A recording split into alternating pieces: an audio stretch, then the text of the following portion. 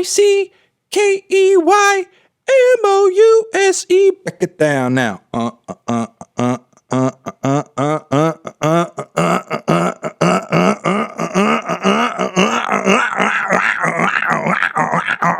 Hey, hi, and hello, everyone. Anthony Fantano here, internet's busiest music nerd. I hope you are doing well. I hope you're doing great. In fact, today we are about to embark on a fun little list reaction video.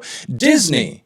The Disney-verse, one of the most influential and gigantic musical verses in Western culture today. Pretty much everyone from your platinum-selling pop star to your most weird, out-there, experimental noise musician has, a favorite Disney movie or a favorite Disney song that they hold, dearly in their heart. And every year, seemingly, Disney gets its grubby little monopolistic corporation fingers on more and more and more intellectual property and media, and that means that the musical Disneyverse is as large and as expansive as ever, which makes listing and accounting for the 100 best Disney songs of all time a very difficult task, that Billboard.com did. And I'm going to go over their list and see whether or not it stinks. Quick shout out to our sponsor, though, good people over at The Ridge, still making these amazing,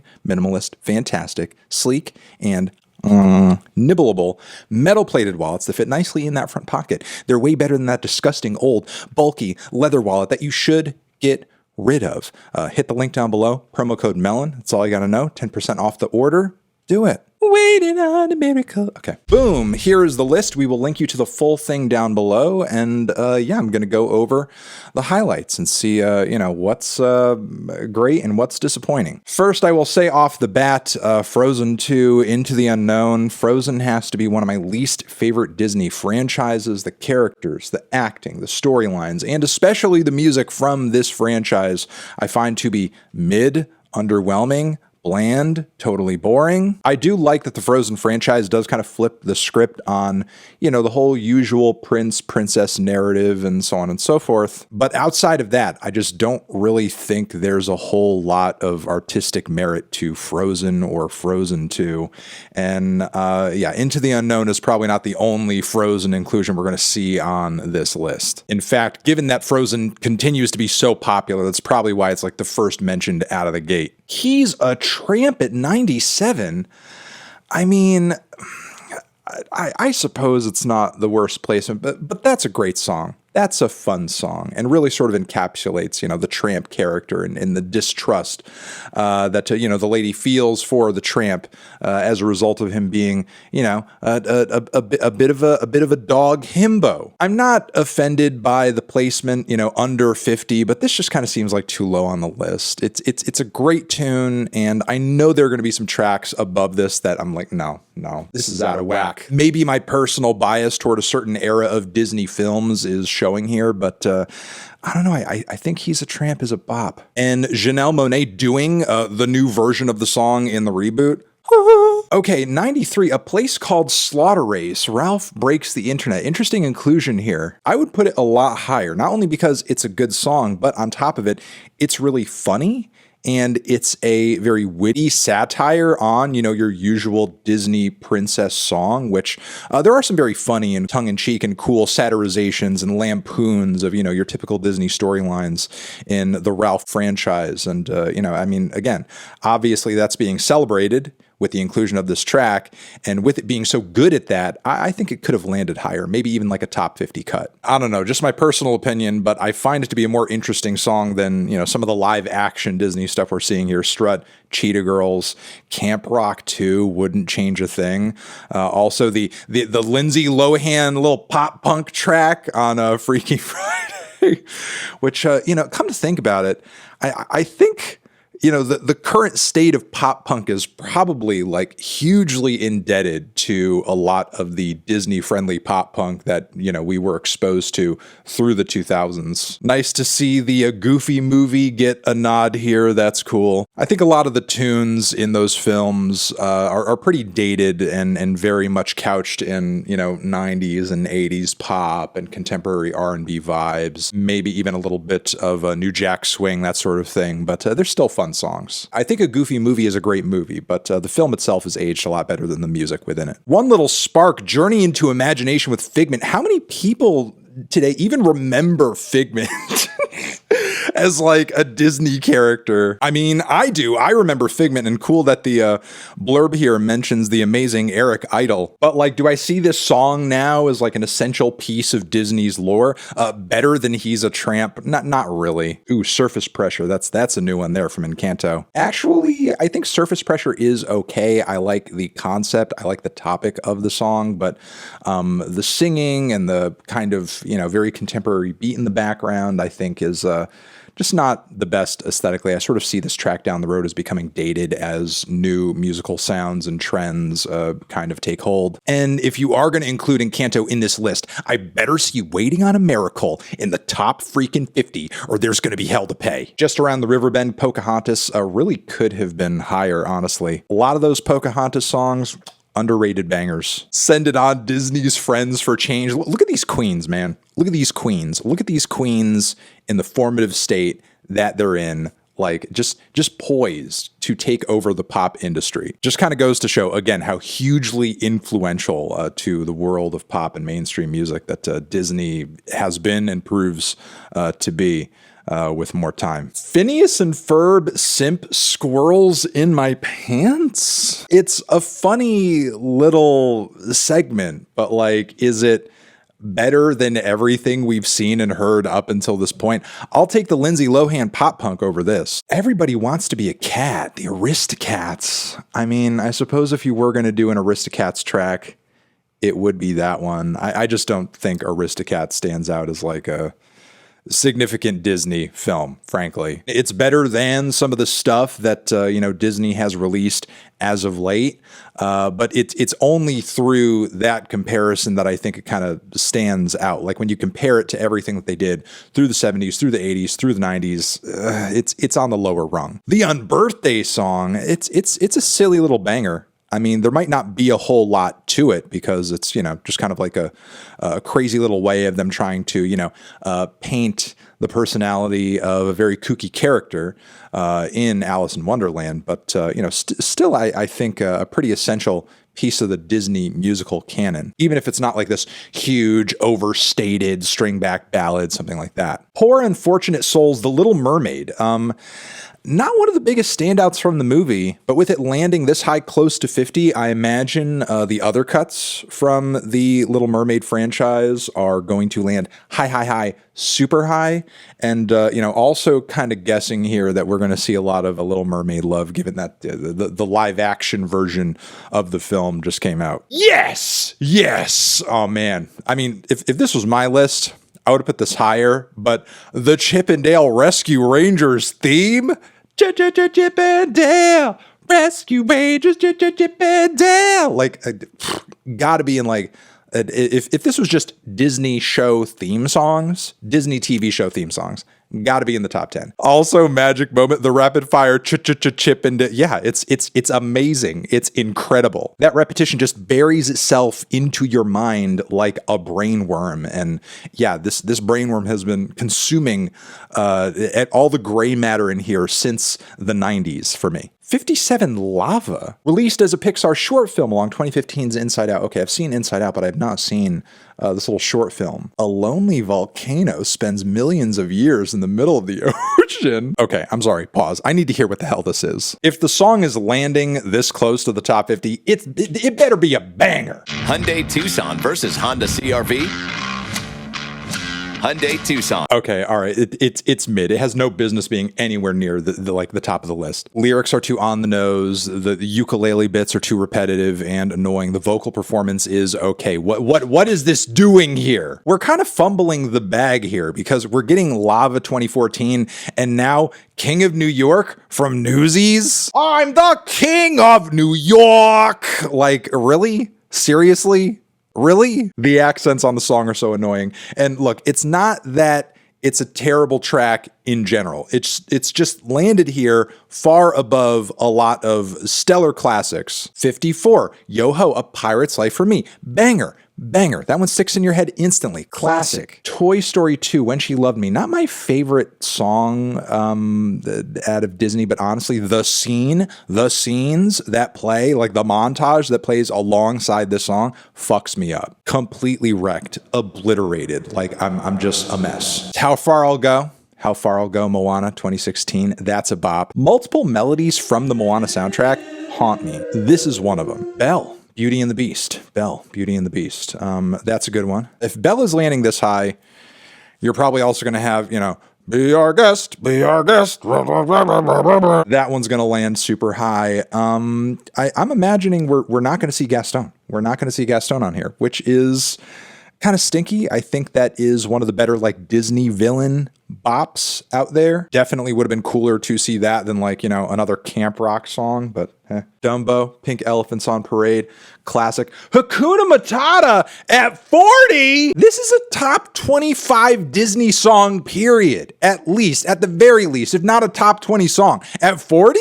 Hakuna fucking Tata? Are you on crack? What do you have against Simba? Why do you hate Timon and Pumbaa? This is wrong. This is not okay. I know The Circle of Life is probably going to land super high if this is at number 40, but like, as beautiful as The Circle of Life is and Elton John is a treasure, I just see this as like more of a quintessential Disney song than Circle of Life. Bibbidi Bobbidi Boo at 39, we're just like throwing supercalifragilisticexpialidocious. We're just like throwing out classics before we've even reached the 20s. Shout out to the Tarzan fans. Shout out to Phil Collins.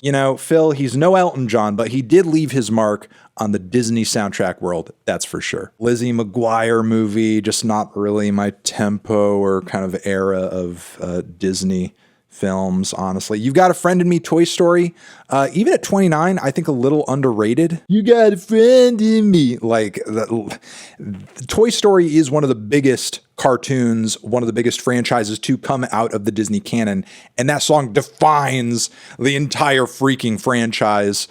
Probably could have been like in the top 20. Reflection, Mulan. Really could have been top 20, but knew it was going to land high. Beautiful track. Gorgeous, amazing. Just like the vocal melody, amazing. The vocal performance, amazing. One of the best Disney princess sort of internal monologue type ballads of all time. Nobody Like You, Turning Red. Ugh. I love Turning Red. I think it's a great movie. I think it's a great film. But like Nobody Like You, while it does lightly tie into the storyline and the theme and the deeper meaning of the movie, it's mostly just like a 2000s era boy band parody meant to, kind of like capture the attention of the millennial parents bringing their kids to see the movie or encouraging their kids to see the movie, because that's the kind of music that I grew up on as a kid, or I grew up hearing on the radio. And again, while I love Turning Red, I think it's a great modern Disney film, and I think it's a very mature and smart Disney movie. I don't see Nobody Like You as a track that is better or more essential than freaking Reflection in Mulan. I think throwing Nobody Like You this high is kind of an L, a big fat L. You're welcome. I think it's a great, very fun song from the Moana franchise, though honestly, How Far I'll Go, I think kind of, hits me a little bit harder in the feels, but still, it's a fun song. Love Dwayne The Rock Johnson. He's very great in the movie. Eye to Eye, goofy movie. It's a fine track. I think production-wise, stylistically, it's kind of dated. But I get people's continued love for a goofy movie. DuckTales. Ooh, man. Whew. Oh, my God, DuckTales. Boom, bam, boom, bam, boom, bam, boom, bam, boom, bam, boom, bam, boom, bam, boom.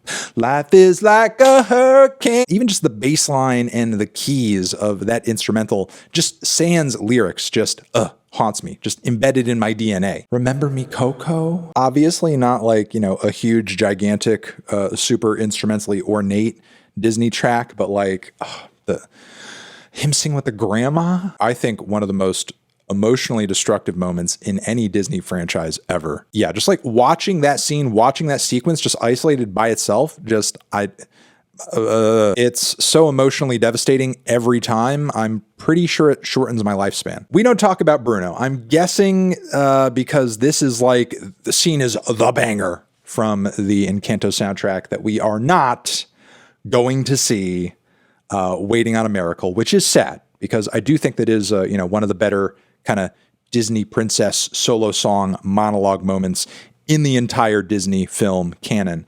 Which that's we don't see that with Encanto. We see Bruno, we see Surface Pressure. Why are we not waiting on a miracle? Why are we not waiting on a miracle too? Circle of Life, probably a top 10. It's at 11, but we're doing High School Musical over Circle of Life. You got to be kidding me. You have to be kidding me.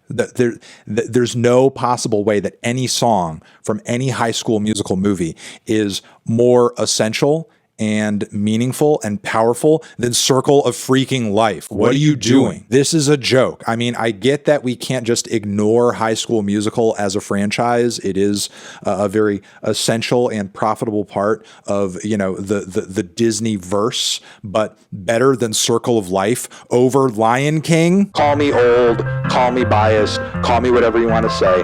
Like Simba over Zac Efron all the time, every day, in every way.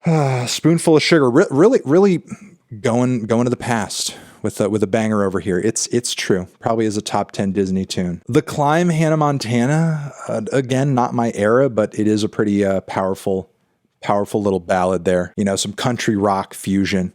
But a top 10, I don't know. A Whole New World, nice. Okay, yeah, no, this is definitely a top 10 or a top 5 Disney track. Actually, if you named this as your number one Disney song of all time, that would be valid. Probably the best Disney duet that there ever was. And Aladdin is probably my choice, for like an 80s, 90s, kind of Disney animated film. Number 4, Be Our Guest. Knew this would land high, and it did. And I mean, it's a banger. It's a bop. What can be said about Be Our Guest that hasn't already been said a million times? As far as a huge, over-the-top, boisterous jubilee featuring multiple cast from a Disney film, this is it. This is like the gold standard. So yeah, does it deserve to be at number 4? It absolutely does. It's a top 5 track. It's a small world. I feel like this is kind of an interesting and possibly polarizing inclusion at number 3. Because while yes, It's a Small World is pretty much like the quintessential song that represents the Disney theme park experience, everybody, even the most hardcore Disney fan, knows and acknowledges that this song is annoying as fuck. I don't want to meet the person who just puts on and vibes to It's a Small World. No! The vocals and the strings on this track are so freaking bad. They suck. Like one of the blandest and least interesting orchestrations of any Disney ballad. And again, the singing across the Frozen franchise is mid. 10 years on, and it's still mid, and everybody is still freaking out about it like it's the most beautiful and most powerful thing of all time, when it stinks. It stinks. I knew it was going to rank high, but honestly, in terms of quality and performance, it shouldn't even crack the top 50. All right, finally, Little Mermaid, Part of Your World, bam. There you go. Little Mermaid movie. It's out now. Go watch it. Ugh. But honestly, Part of Your World is a fantastic, beautiful song. If it's your Disney ballad, if it's your Disney anthem, I don't hate it. Makes sense. That's fair to me. That's a fair pick. There you go. There you have it. Top 100 Disney-verse songs. Billboard, thank you for the list, even if there were some kind of weird inclusions here and there, and some stuff that you kind of left out that you shouldn't have. Waiting on a miracle. I've had a minute to sit on this list and think about it, and there were a few things that were excluded that are rubbing me the wrong way. One, like the quintessential Beauty and the Beast song from Beauty and the Beast. Damn, I was already talking about it being missing Gaston, but yeah, it's missing the main theme of the movie Tale as Old as Time. What's up with that? Also, zippity-doo-dah, zippity-day, technically a Disney song. It's a Disney song. Why is that not on the list? It's a classic. Also, technically a Disney property, Nightmare Before Christmas. And there's not even a This Is Halloween or anything on this list. Also, no mention or nods to They Might Be Giants, who have written a lot of really good and fun modern Disney music. The company essentially owns the John's Souls right now. And they're with that dang hot diggity dog song. Hot dog! Hot dog. But we can leave it there. Yeah, we can certainly leave it there. Mwah. Love you. You're amazing. Over here next to my head is another video that you can check out. Hit that up or the link to subscribe to the channel. Anthony Fantano, Disneyverse songs forever. DuckTales, woo!